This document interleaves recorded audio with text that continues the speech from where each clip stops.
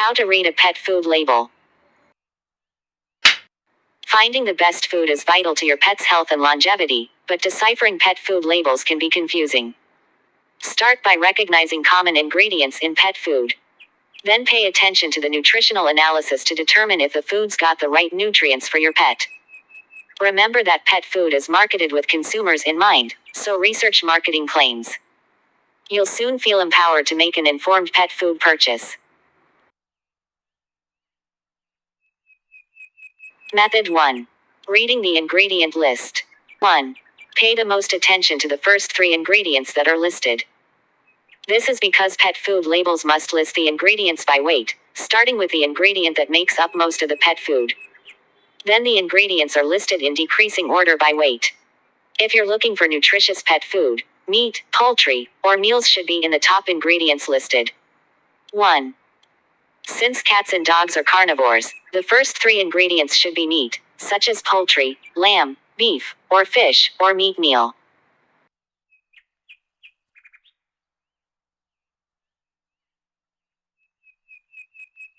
2. Check the label for meat or poultry. Poultry means the pet food contains chicken or turkey flesh, skin, and bone. Meat includes the muscles, skin, and fat of cattle, pigs, sheep, or goats. Unlike poultry, meat doesn't include bones. 2. Since meat usually contains a combination of animal sources, the label usually won't say which types of meat are in the product. Did you know? You may see meat or poultry meal listed. This just means that the meat or poultry has been ground and heated to remove bacteria. These pet foods can be just as nutritious as pet foods that simply list meat or poultry.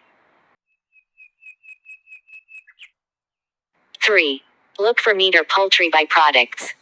Meat and poultry byproducts are often made up of internal organs, bones, and muscles that aren't usually eaten by humans. These might include heads, lungs, udders, and feet. 3. Meat and poultry byproducts can be just as nutritious for pets as meat or poultry, so it's fine to choose pet foods that contain these ingredients. 4. Learn about other ingredients on the list. You'll also find ingredients that add fiber or hold the pet food together, such as corn, barley, and dried vegetable pulp. You may see animal or vegetable fat included to give energy and flavor. Other nutritious ingredients include 4. Vitamins and minerals, such as calcium, phosphorus, iron, selenium. Amino acid additives, such as DL-methionine, L-lysine, DL-tryptophan, taurine, and DL-arginine. 5. Look for flavors, thickeners, and preservatives. Towards the end of the ingredient list, you'll see ingredients that aren't used in large amounts. These might include added colors, chemical preservatives, such as ascorbic and benzoic acid, and thickeners, such as carrageenan, agar-agar, and guar gum. Flavors may be natural or artificial. 5. For the healthiest dog food, choose products that are flavored naturally with herbs like ginger, chamomile, fennel, and rosemary. Avoid products that list artificial flavors, such as chicken flavor or beef flavor. Method 2. Assessing nutrition information. 1. Locate the guaranteed analysis.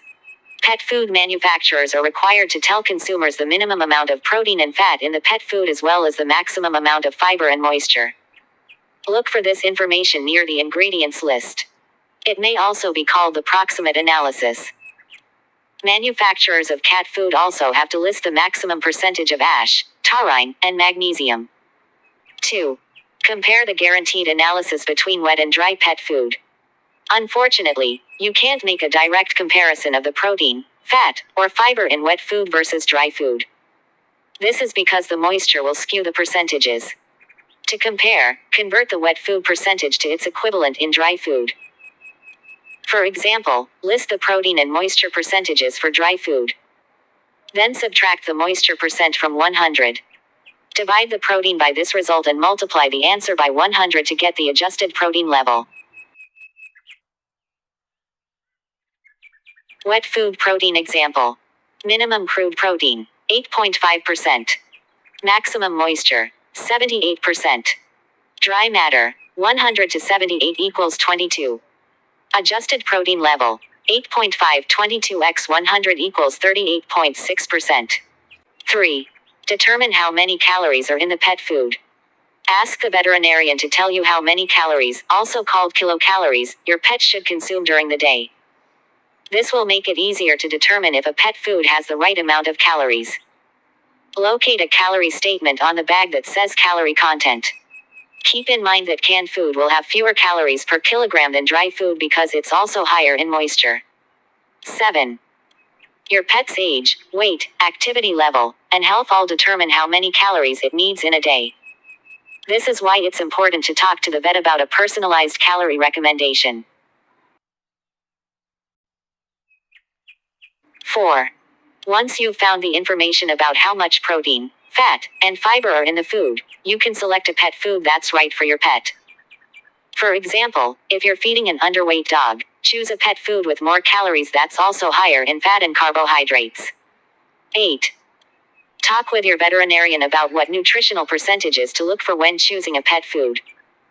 For example, a healthy average dog might need 30 to 35% protein, 35 to 45% fat, and 10 to 15% carbohydrates. Method 3. Decoding common terms and claims. 1. Research marketing claims. Most marketing claims aren't backed up by official definitions or held to regulatory standards, so these might just be catchy advertising phrases. For example, natural could mean that artificial colors or flavors haven't been added, but since this word isn't regulated, there's no telling exactly what it means. Other words to watch out for include premium, wholesome, or gourmet. 9. If you see a product labeled as organic, you should also see the official USDA seal of approval on the bag. 2. Remember that nutrition is more important than advertising claims.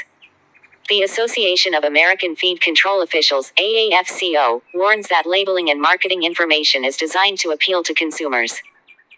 This means that pet foods might follow the latest food trend, so people are more likely to buy them even though the product might not be all that beneficial for your pet. 10. Instead of focusing on marketing and labels, read up on the nutrition of pet food. 3. Look for the nutrition adequacy statement. This is one of the most important aspects of a pet food label because it shows that the pet food meets all the nutrition requirements for the pet it's designed for. You should see the statement appear near the guaranteed analysis of the diet. For example, you may see, name of product is formulated to meet the nutritional levels established by the AAFCO or National Research Council, NRC, food nutrient profiles. 4. Recognize the difference between low-calorie and low-fat pet foods. A pet food label that says, light, or, low-calorie, must have significantly lower calories compared to similar pet food. If you see a label that says, lean, or, low-fat, the pet food must be below a certain fat content level that's regulated by the AAFCO. 11. For example, a low-calorie dog food can't have more than 3,100 kilocalories per kilogram if it's labeled light. Did you know? If you see less or reduced fat or calorie claims, this means the product contains less than another product. The label should show the calories or fat of both products so you can make a comparison. Question. Can you tell me what ME on a pet food label stands for? On pet food, the abbreviation ME means metabolisable energy, which is the energy the food provides your pet for growth and repair. In some cases, the amount of this energy is different from the amount of energy a food gives off in a calorimeter.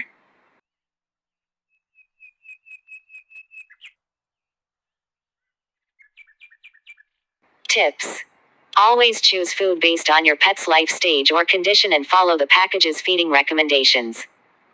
For example, purchase kitten food for your young cat and feed it according to its weight.